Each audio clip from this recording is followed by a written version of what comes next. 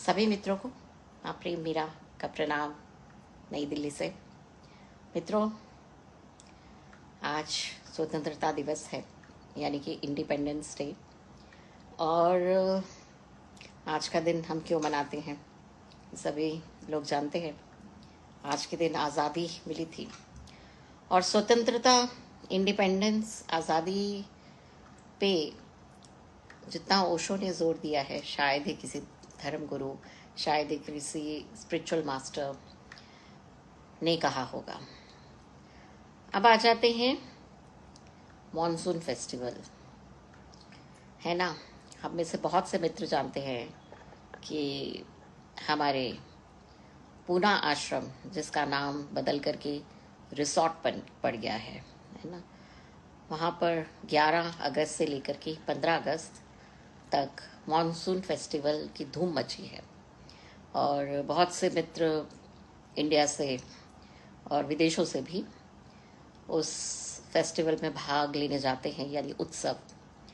और ओशो ने उत्सव को तो बहुत ही महत्व दिया है ना। उत्सव अमार जाति, आनंद अमार गोत्र। तो इससे बड़ी तो क्या ही कोई बात कहेगा कोई गुरु। उत्सव मनाना बहुत ही अच्छा है, बहुत ही प्रिय, मेरा भी बहुत प्रिय चीज़ है उत्सव मनाना। और ओशो ने तो मृत्यु, जन्म, हर चीज़ का उत्सव बनाने का हमें प्रेरणा दी है, हमें संदेश दिया है उत्सव के ऊपर।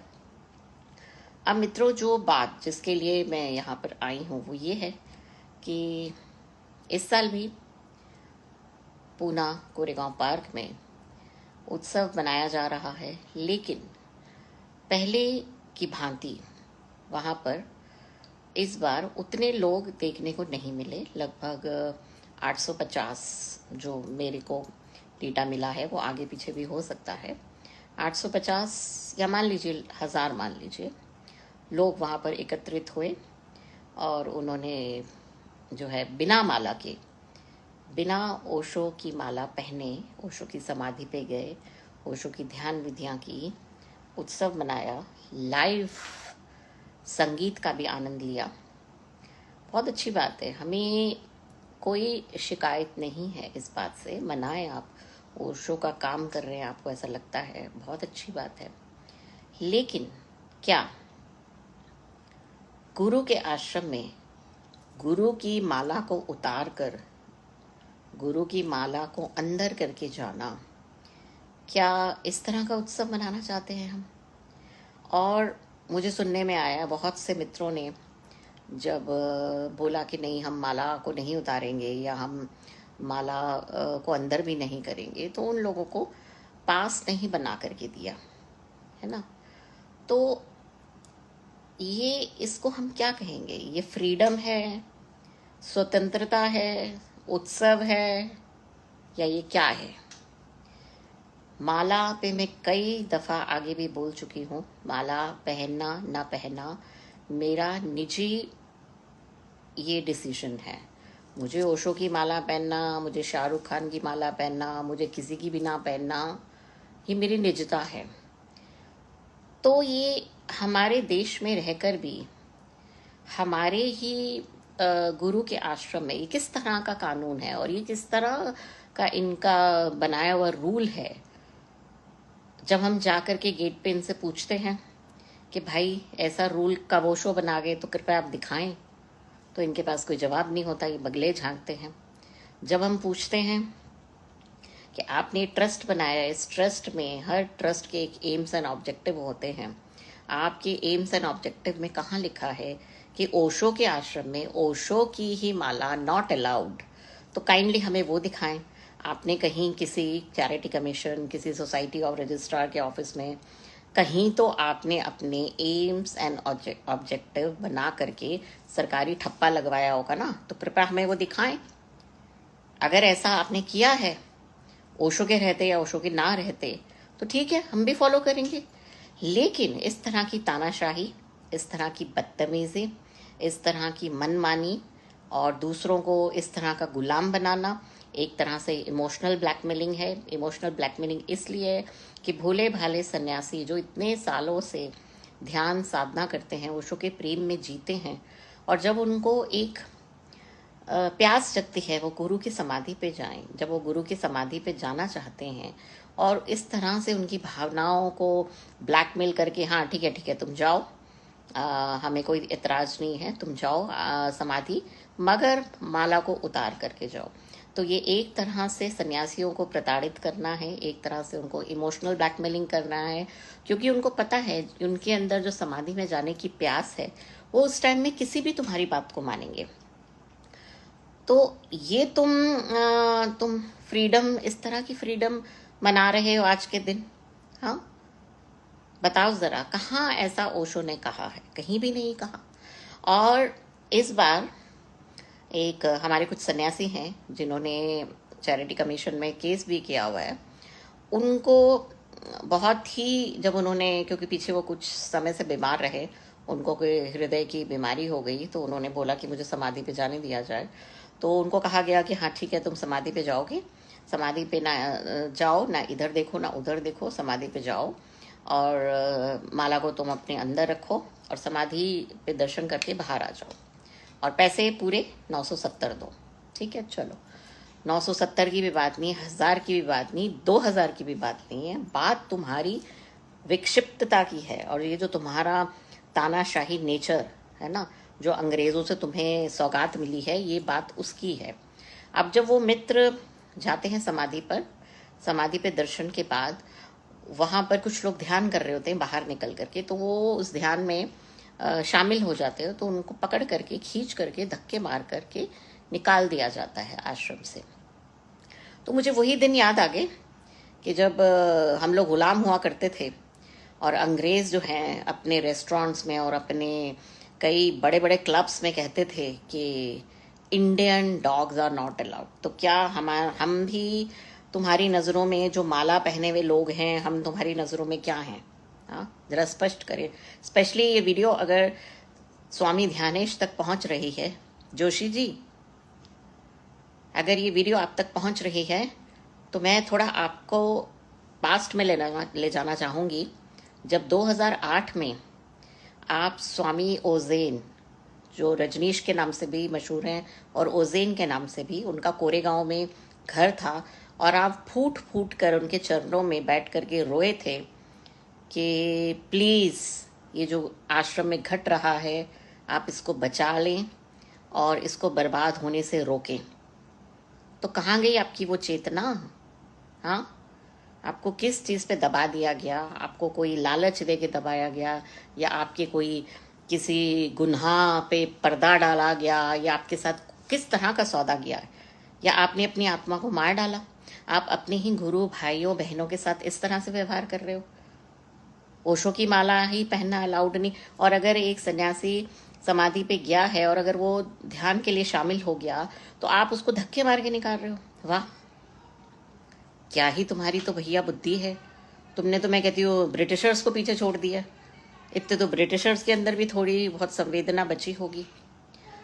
तो मैं कहना चाहूँगी आप सभी ये कृपया करके वीडियो ध्यानेश तक पहुँचाएं। बहुत से हमारे बीच में कोरेगांव पार्क में, हम पूना में बहुत से वरिष्ठ सन्यासी यानी कि सीनियर सन्यासी हैं, जिनमें से कुछ तो एकदम मृत्यु की कगार पर हैं, है ना, उनकी हेल्थ इतनी डाउन है, और वो लोग, उनका हृदय तड़पता है कि वो समाधि पे जा करके आधा घंटा 1 घंटा वहाँ गुरु के उसमें बैठ सकें, और तुम्हें वो भी गवारा नहीं। तुम क्या सैडिस्ट हो? हाँ, विक्षिप्त हो क्या दिमाग से? तुम एंजॉय करते हो इस तरह से लोगों को प्रताड़ना देके, इस तरह से लोगों को दुख पहुंचा के तुम्हें कौन सी खुशी मिलती है? बताओ मुझे, मेरी तो समझ से परे है। ये सन्यासी की डेफिनेशन तो है नहीं। तुम तो टोटली कॉरपोरेट एग्जैक्टिव बन गए हो, जैसे कॉरपोरेट में कल्चर होता है ना, उसी तरह को तुम जी रहे हो। और एक बहुत ही दुखद चीज़ जो पीछे देखने में आई है वो ये है कि मॉनसून का हर पेड़ पौधे, घास पत्ती, जानवर, है ना, और भी जो जीव जंतु होते हैं, उन सबको इंतज़ार रहता है कि कब मॉनसून आए, कब फुहार गिरे, कब वर्षा की रिमझिम आए, और वो पेड़ इंतज़ार करते हैं कि वो उस पानी को अपने में ऑब्जर्व करके अपना जो है ले सके फूड। इस बार मॉनसून से पहले एक बहुत ही बदतमीजी इन लोगों ने की है, वो ये है कि जो वहाँ पर आश्रम के बाहर जो बैम्बूज हैं, उन बैम्बूज को कुछ ऐसा डाला गया है उनकी जड़ों में कि वो सारे बैम्बूज सूख गए हैं। हाँ, बैम्बूज मैंने भी अपने घर में, मेरी छत पे बैम्बूज लगे थे, कई बार लगाए मैंने। बैम्बूज दो ही कारण सूखते हैं, यहाँ तो वहाँ बहुत नेगेटिव हिंसात्मक ऊर्जा होती है, तो वो अपने ऊपर ले लेते हैं उस चीज़ को और वो सूख जाते हैं, या फिर उनकी जड़ों में कुछ इस तरह का केमिकल डाला जाए या कुछ इस तरह की चीज़ डाली जाए, वो तभी सूखते हैं। अब इनमें से दोनों में से कौन सा कारण है, कृपया आप ही बताएं। जोशी जी, ध्यानेश जी, आपको दादागिरी करने का बहुत शौक है ना? हाँ, बड़ा मुझे लगता है आपने अपना नाम करवाना है किसी दादागिरी में। मुक्ता माँ की आत्मा को आप कितना दुख पहुंचा रहे हो।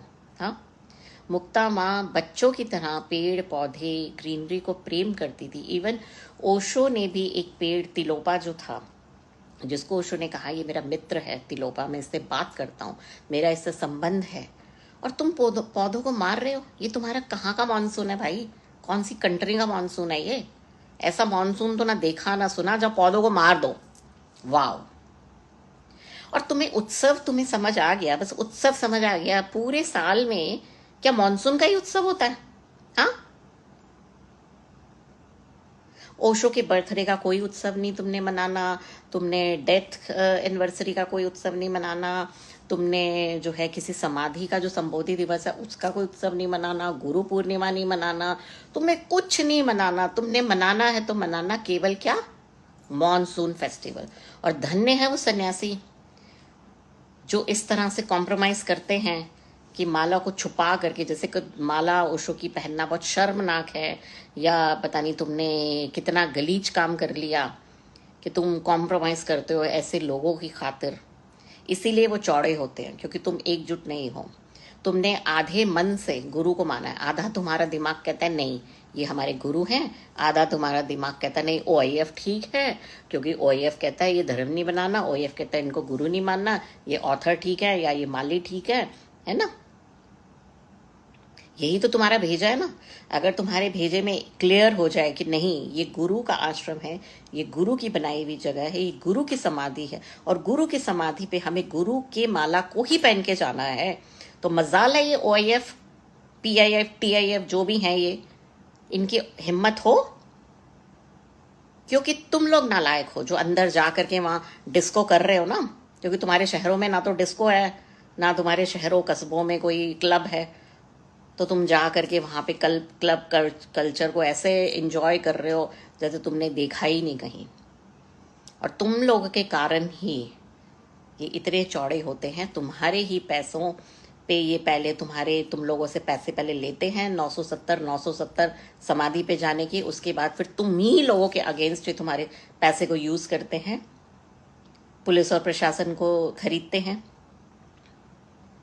जागो, अभी भी जाग जाओ। अगर अभी तुम नहीं जागे तो ये एक दिन ओशो की समाधि भी गायब हो जाएगी। किताबों से तो गायब हो ही गए ओशो के चित्र, उसकी जगह फूल पत्ती नदी नाले नहीं नदी। तुम्हें फूल पत्तियों से इतना प्यार है तो आश्रम के पौधों को और आश्रम के पेड़ों को क्यों सुखवा रहे हो? कभी उन्हें कटवा देते हो ले लेके आ रही है ढड़ ढड़ ढड़ ढड़, कभी उनकी जड़ों में तुम ये डाल रहे हो। हाँ, कहाँ जाओगे तुम इतना ये गुनाह करके? तुम्हें क्या डर नहीं लगता? अभी प्लेन हादसा नहीं देखा था, कैसे उड़े थे लोग? हाँ, शर्म करो। और ध्यानेश जी, जो आज मैंने आपको याद दिलाई है बात, शायद आप भूल गए होगे, लेकिन याद करना वो दिन जब आप रोते थे इस जगह के लिए कि बचा लो बचा लो। हाँ, स्वामी संतोष भारती को तो मैंने स्वयं 2 बार रोते हुए देखा है प्लाजा में कि ये लोग क्या कर रहे हैं, लोग क्या कर रहे हैं। तो कहाँ गई तुम सबकी वो चेतना? क्या तुम्हें कौन से लालच, तुम्हें कौन से डर से उन्होंने चुप करा दिया कि जो हो रहा है तुम होने दे रहे हो, और वो बेवकूफ येड़ा जो एक वो अमृतो है उसको फॉलो कर रहे हो। वो कहता है नहीं नहीं नहीं नहीं मानसून मनाओ, तुम कहते हाँ चलो मानसून मनाओ। कहाँ ओशो ने बोला था?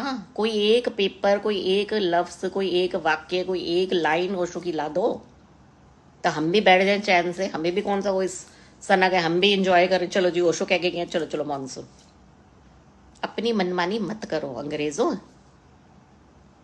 अमृतो अपने वहां चला जा, उधर जा करके कर ले तू अपनी ये दादागिरी। एक्चुअली अमृतो तो हंसता होगा हम पे। वो कहता होगा वाओ, जो मेरे बाप दादा कर गए, वाओ आज वो मैं कर रहा हूँ। वो कितना एंजॉय करता होगा। एनीवेज, मेरा काम है आप लोगों को जगाना, आप लोगों को इस तरह की अपडेशन देना। मैं तो जब तक है जान, जाने जहान मैं नाचूंगी। है ना? हम तो जब तक जिंदा हैं, जब तक हमारी जान चल रही है, जब तक सांस चल रही है, जब तक एनर्जी है, हम तो इनके काले कारनामे आपको बताते रहेंगे। जिसको जो करना है करो, आई डोंट केयर। हाँ, एज ए सन्यासी मेरा ये फर्ज है, मैं आप लोगों को राइट खबर, राइट इंफॉर्मेशन दूं और आपको जगाती रहूं। मैं वो जगाती रहूंगी। जिसको मेरी बात बुरी लगे लगे, आई डोंट केयर। जिसको जो कहना वो कहे। मैं तो ये कहती ही रहूंगी, क्योंकि मेरी वॉल है और ये मेरा अपना अकाउंट है, मैं इसमें कुछ भी बोल सकती हूँ। बाकी मेरी बातों को सुना, वीडियो को देखा, धन्यवाद। आप सभी को बहुत सारा प्यार, प्रणाम।